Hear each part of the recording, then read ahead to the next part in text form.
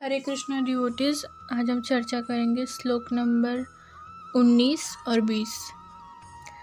शुरू करते हैं। इन विभिन्न शंखों की ध्वनि कोलाहलपूर्ण बन गई, जो आकाश तथा पृथ्वी को शब्दायमान करती हुई धृतराष्ट्र के पुत्रों के हृदयों को विदीर्ण करने लगी। तात्पर्य: जब भीष्म तथा दुर्योधन के पक्ष के अन्य वीरों ने अपने अपने शंख बजाए तो पांडवों के हृदय विदीर्ण नहीं हुए। ऐसी घटनाओं का वर्णन नहीं मिलता, किंतु इस विशिष्ट श्लोक में कहा गया है कि पांडव पक्ष के शंखनाद से धृतराष्ट्र के पुत्रों के हृदय विदीर्ण हो गए।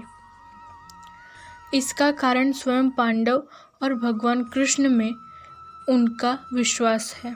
परमेश्वर की शरण ग्रहण करने वाले को किसी प्रकार का भय नहीं रह जाता, चाहे वह कितनी ही विपत्ति में क्यों न हो। श्लोक नंबर 20।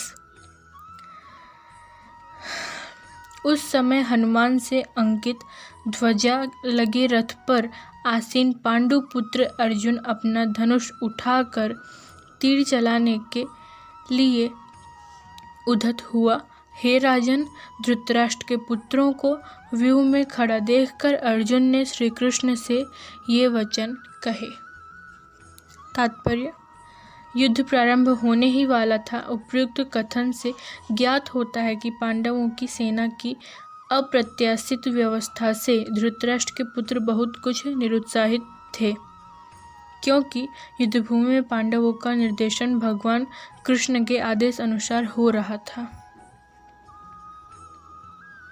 अर्जुन की ध्वजा पर हनुमान का चिन्ह भी विजय का सूचक है, क्योंकि हनुमान ने राम तथा रावण युद्ध में राम की सहायता की थी, जिससे राम विजयी हुए थे। इस समय अर्जुन की सहायता के लिए उनके रथ पर राम तथा हनुमान दोनों उपस्थित थे।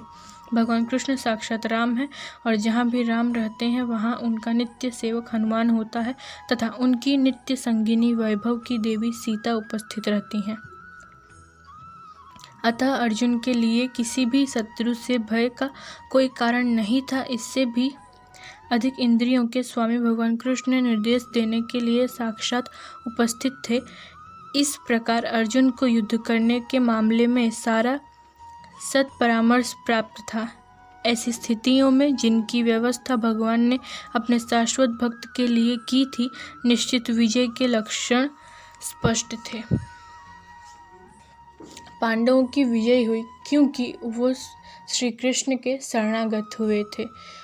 इसीलिए कहा जाता है कि हमें भी श्री कृष्ण के और अपने गुरु के प्रति शरणागत होना पड़ेगा, तभी हमारी विजय होगी। जो विजय माया से जो हमारे युद्ध हो रही है उसमें होगी।